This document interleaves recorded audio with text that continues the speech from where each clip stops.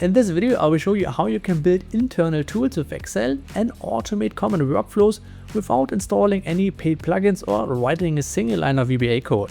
First, I will walk you through a few demo applications I have built in Excel. Then I will show you how everything works behind the scenes, and finally we will build your first automation workflow together. So towards the end it becomes more of a follow along tutorial, and that is also why the video is a bit longer.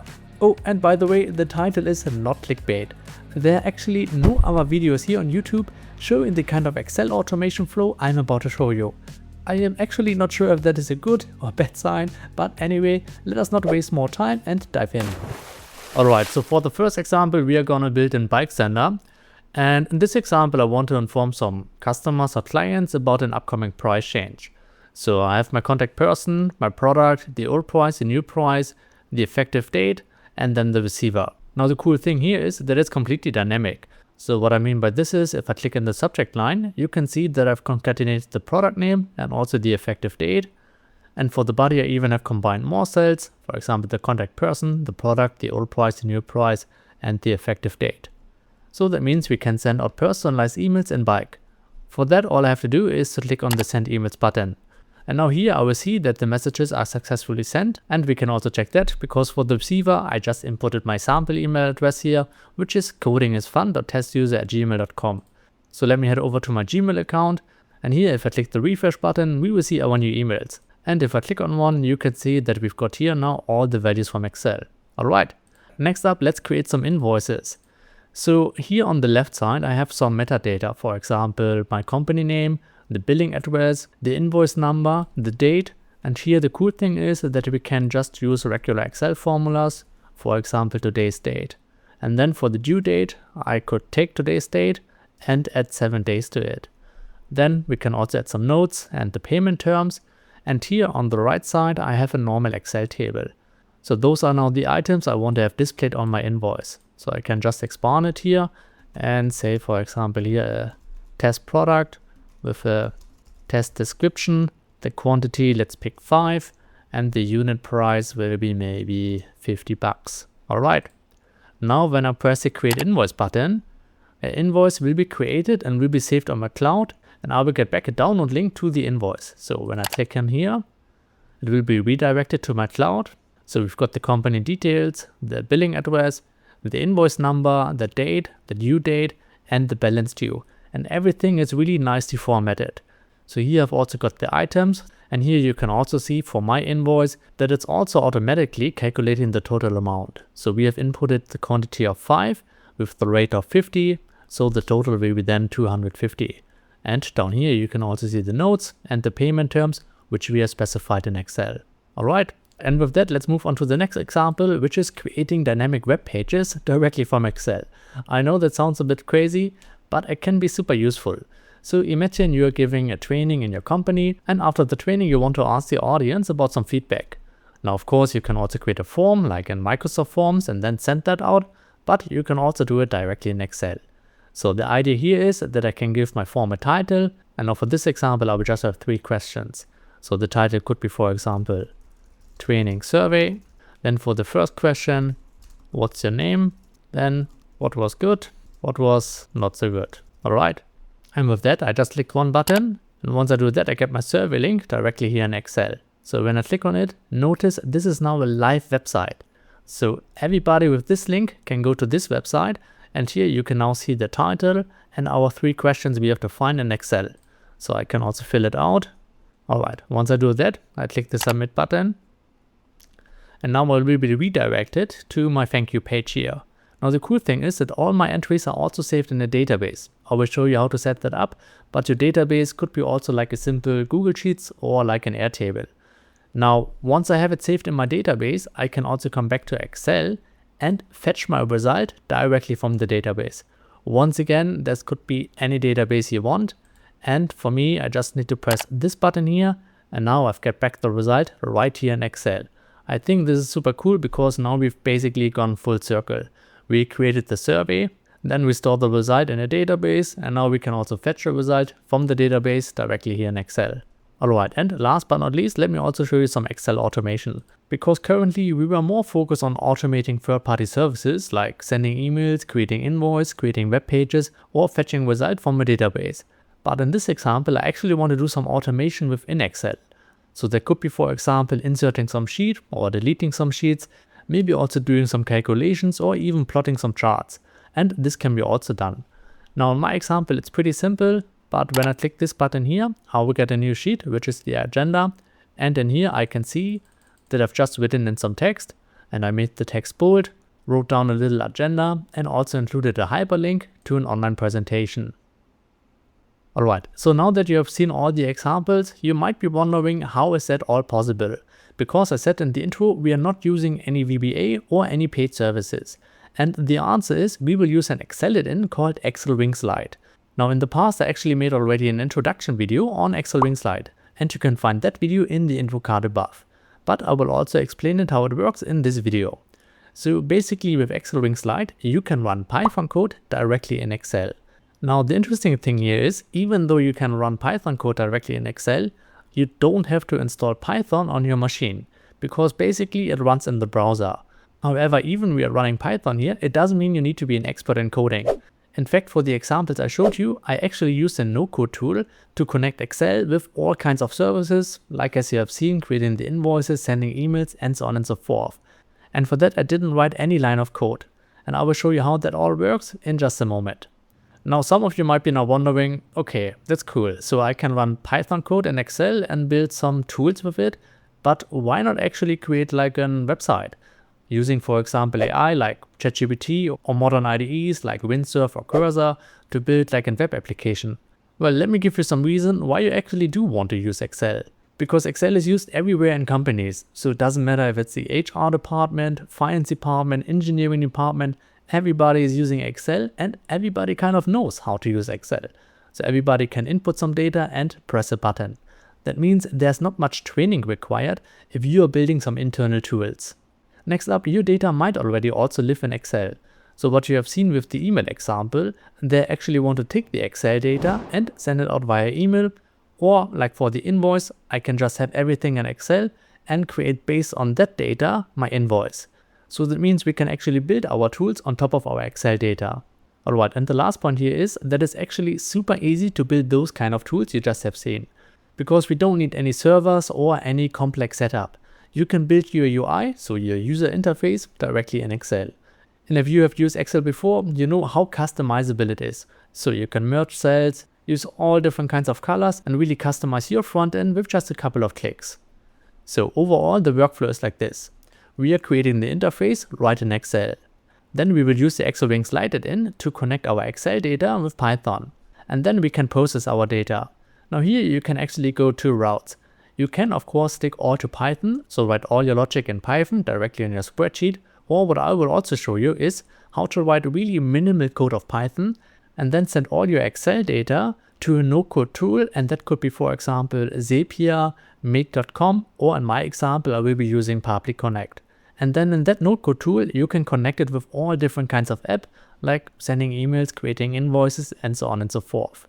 Now the neat thing here in the no-code automation is that after I have processed my workflow, I can also tick the final result and send back the data also to Excel. So this is also what you have seen, that I get, for example, like a download link or maybe like a success message. Okay, now that you understand how everything works, let me actually show you how to install xlwings Lite, and spoiler alert, it is super easy. And after that, let's build our first internal tool together. So as I said, let's get started with installing xlwings Lite, and for that, just open a new Excel workbook. Okay, now here in your workbook, click on Home and then navigate to Add-ins. Here you want to search for xlwings Lite. Now in my case, I already have it installed, as you can see here. But in your case, it should show up here in the search result, and then you just click on Add. So here you can also see how the icon looks like. So once you find it, just add it and it will be installed automatically. Once you do that, you will now see a new icon here. So when you click on it, a new task pane will open, and this is now where you can write your Python code. By default, there are already some examples, so let me shortly walk you through some of the examples here. First things first, you will see that it's using here a script decorator. So basically there are two types. There's a script decorator and also a function decorator, which you can also see here if I scroll down a little bit. So with the function decorator, you can create your own Excel formulas, and the business logic is all written in Python. But in this video, I will not touch on those. Now the script decorator is a little bit different in the sense that we are writing our Python code, and only when we press like a button, then that Python code will be executed. Just like in this example here. So we've got the script decorator and then just a normal Python function. Now the Python function itself takes in a book parameter. So that basically means that we now have access to a lot of Excel objects like sheets, like cells, ranges, tables, and so on and so forth. So as you can see here, from our current book, I want to get the sheets, and from the sheets I want to pick the active one, and from the active sheet I want to get the cell A1. And this I will store in a new variable called cell. And now once I have this cell, so this will be this one here, A1, I can now define, for example, the cell value and the cell color. So in this example, I'm just setting the value to hello world and also changing the color. Now since we have this script decorator, it will be also appearing here in the drop-down list.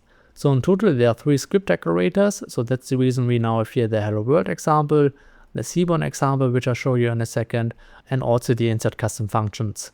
So I'm selecting here hello world, and when I press it, you will see it now writes hello world here, and we've got the yellow background color. Now the neat thing here is that you also get IntelliSense. So for example, if I type cell and a dot, you will see all the different methods and properties which are available. For example, adding a hyperlink, changing the color, what we have just seen, getting the address, and a bunch of more.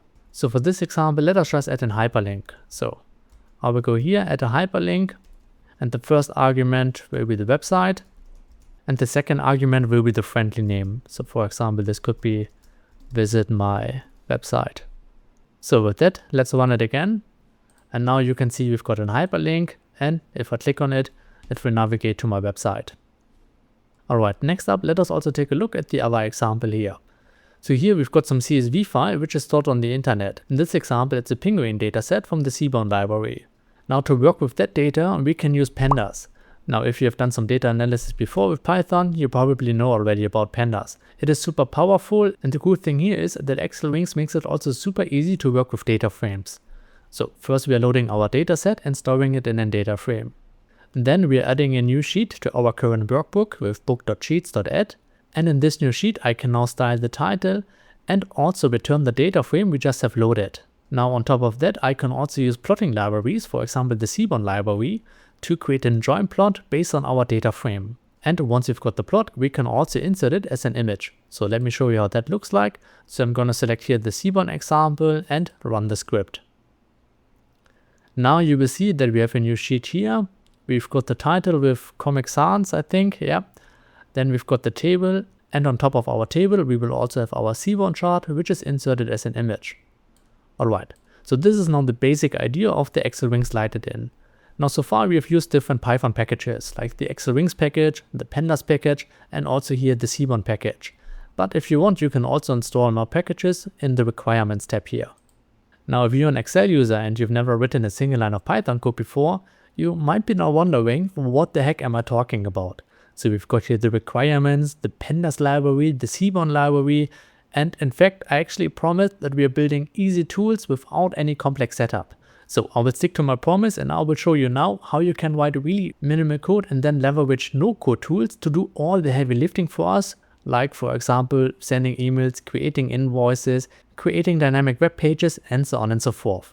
So for that we really just need a little bit of Python code. Let me show you how that works. So back in the main tab, I will now create a new script. Now for demo purposes, I want to show you how to send an email. So that means I will call my function here, send email, simple example. Now next up, we will need the book argument, and this is just like boilerplate code. Basically, you always have to do it like this, which will be our book, which we can access via xlwings. Alright, and before going further here, I will actually build first our user interface. So I will create a new sheet, and I will zoom in a little bit. So the idea here is that I will have a receiver, our subject line, and also our body text.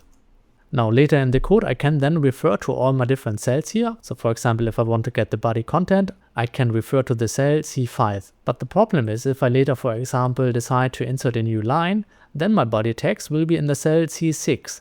And then of course I also need to update it in my code. So to have it a little bit more flexible, instead of using the hard-coded values like the cell references for C3, C4, C5, I will actually define named ranges. So for example here for the receiver, I just click into the cell here, and then here in the name box, I will just give it the name receiver. And once I press enter, I now have to find a name, which I can also find here in the drop-down menu. And I will do the same now for the subject. So I will select my cell, and in the name box, I will type in subject. And last but not least, I will also do the same for the body cell. So once we have done that, we will now have our named ranges. So when I now, for example, select the receiver, this is now the cell which is referring to the receiver cell. Right. And lastly, let us also have like an result cell where we later on return the result from our workflow. So here also I will define a name which will be result. Okay, so once we have done that, we can go back to our code here. First off, I want to tell the script in which worksheet I am working on. And in my case, I want to have it in the active worksheet. So that means I will define a new variable called sheet, and then I will access our book, and within the book I can get the sheets, and from the sheets I want to get the active one. Once I have that, I will now define further variables, for example for the receiver, and the receiver will be now in our sheet, and the named range will be receiver. Now, as I said, you could have also used the cell reference, for example C3, but to make it a little bit more dynamic, we will use the named ranges, which is now receiver. And from this named range, I also need to specify what I want. In my case, I want to get the value. By the way, we can also test it if I print now the receiver and input some values here. For example, just Sven. If I now select it from the drop-down menu here and click the button, we will see that I've got an error because I have misspelled receiver. So let me shortly fix this. Receiver, press the button again, and now here you will now see our receiver name. Alright, so this is now working, and I will now continue with the rest.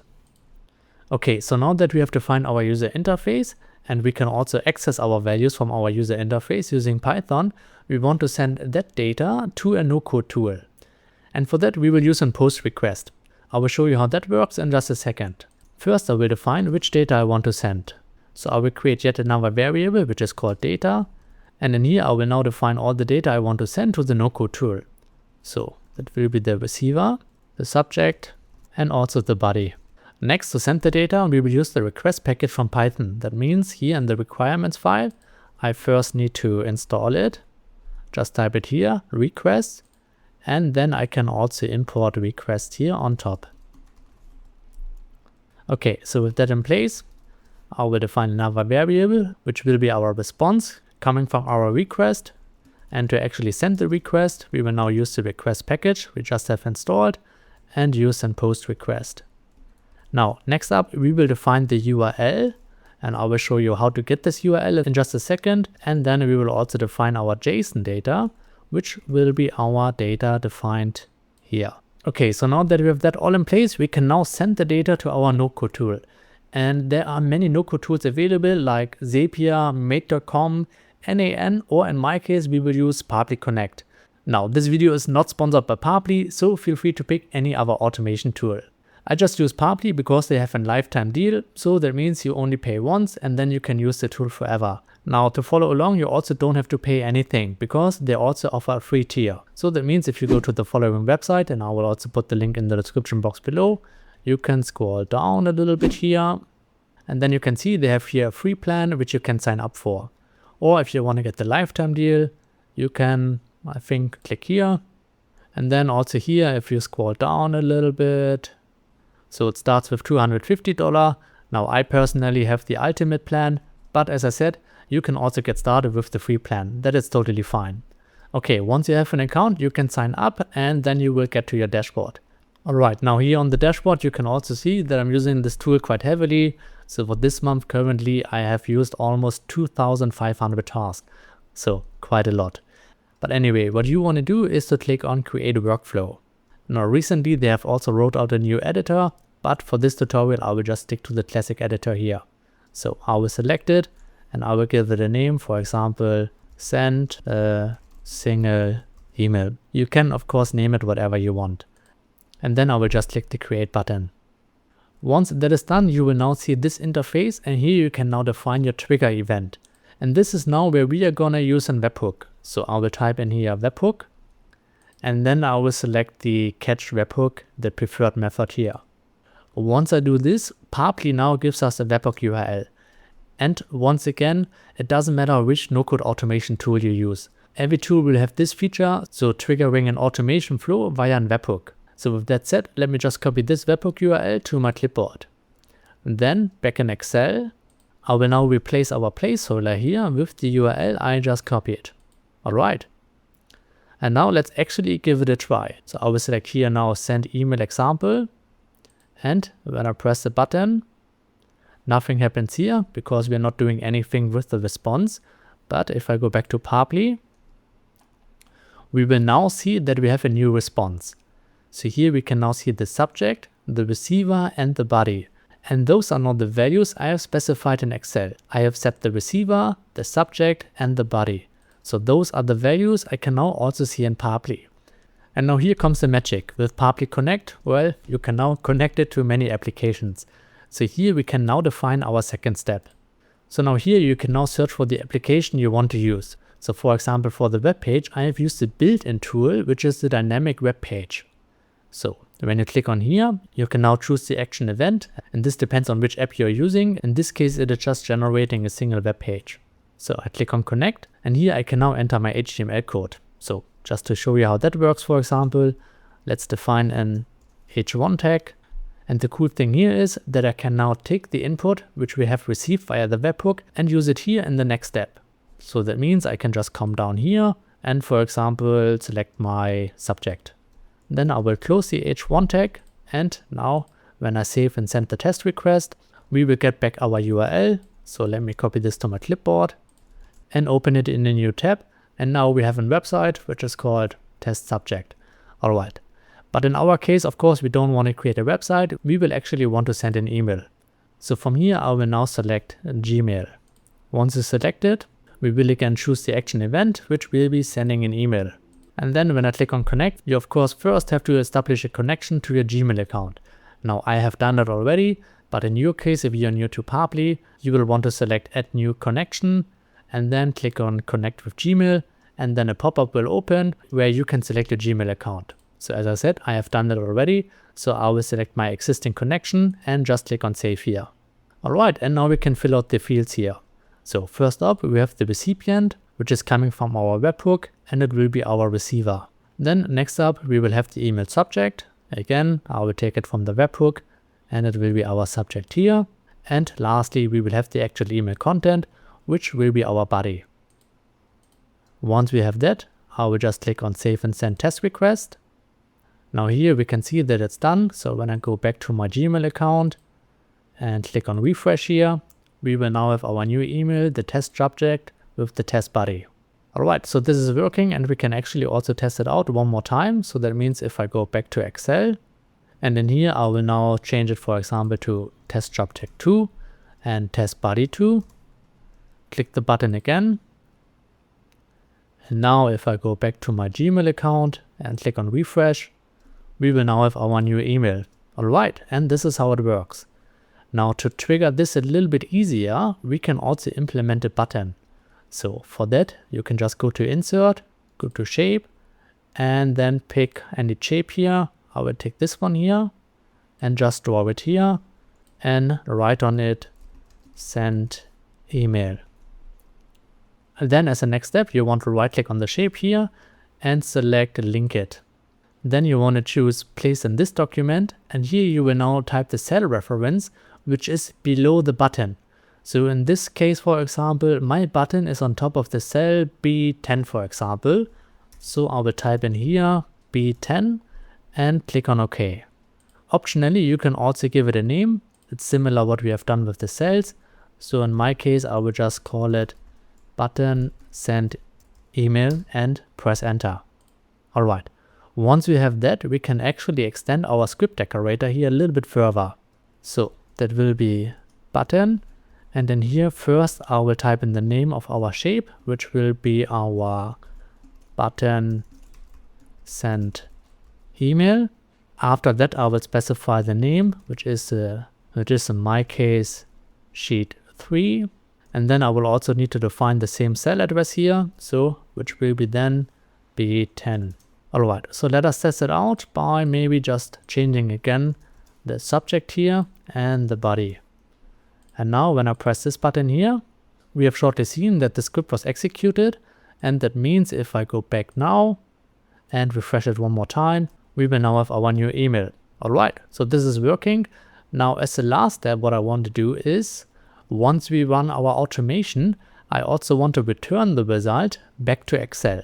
So for this, here in Public Connect, we can use the data forwarder. So when I click on here, I can select the event again, and this time it will be return custom response to the source. So basically what it means, we are getting the webhook, then we are running our automation, and then I can define the response which I want to send back to the calling webhook. So this is what we are going to do here. So I will select it and click on connect, and here we can now enter our JSON data. For example here, it will be result, and for the result, I will actually pick the result which was returned from Gmail. So when I open it up here, we can see when the email was successfully sent, Gmail will respond with a result status which is success. So I will take this one here. So let me do this and click on save and send test request. Alright, now back in Excel, I want to have this result in my result cell here. So what I can do now here is, we will take our sheet, and the named range was result, and the value for here will be our response. From the response, I want to get the JSON, and within the JSON, we want to get the result. So, which will be result. Okay. So I would say let's test it one more time. This time now, subject 4, test body 4, and click the send email button. Okay, now I can see it was running, and we get back here now the result, which is success. And also once again, if I go back here in my email inbox, refresh it, we will now have our email. Alright guys, and that is basically how you can turn Excel into internal tools. Now as a last step, let me actually go back to my first demo file and then show you the Python code and also the automations I have set up in Public Connect. So going back here to the demo file, which we had in the beginning, and when I go to home and open xlwings Lite, here you will now see all the code. So for the scripts, we have the create invoice, fetch the survey results, create the survey, send the emails, and generate the agenda. So let's have a look at these. So here you will see the creating invoice. Now as a first step, I have to find the webhook URL. Now in this case, I'm actually using an environment variable, but I will not talk about this in this video because I think the video is already quite long. Alright, but anyways, then just like I have done before, I have to find the data I want to send to my webhook. So I called it here invoice data, and then here I will have the from, the to, the number, the notes, and the terms. And for each of those, I have now defined the values where they are coming from Excel. So that means here in the current book, I'm actually skipping here the sheets because I'm directly referring to the name, which is in this case here the from name, and then refers to the range, and then take the value. And I've done this basically for the to, for the number, for the notes, and the terms. So that means here, if I go here, you will now see all the named ranges I have used. And by the way, you can also see the other named ranges. For example, here the question 1, question 2, question 3 for the survey, as well as the survey title and the survey URL. So once I've got those values, I've also formatted the dates here and then processed the table. Once I have that, I will then send out the data to my webhook. Next, for the survey, which is actually quite simple, all I have done here is using my named ranges again, and then just taking the data and sending it to the webhook URL. And if I go back also to Publi, you can see my different automation workflows here. So I created a new folder for those, which will be here in my case, the Excel app automation flows. And here you will now see all the different demo applications. So for example, for creating the survey, if I click on here, you will see here the trigger event will be the webhook from Excel. And then I'm just creating a dynamic web page. What you have seen here, just the difference here is that the HTML is a little bit longer, and I just used ChatGPT to create all the HTML for me. And I basically just plugged in all the different variable names here, like the survey title, the question 1, question 2, and so on. Once I have that, there's actually a limitation in Excel that you can only have 255 characters in a hyperlink formula.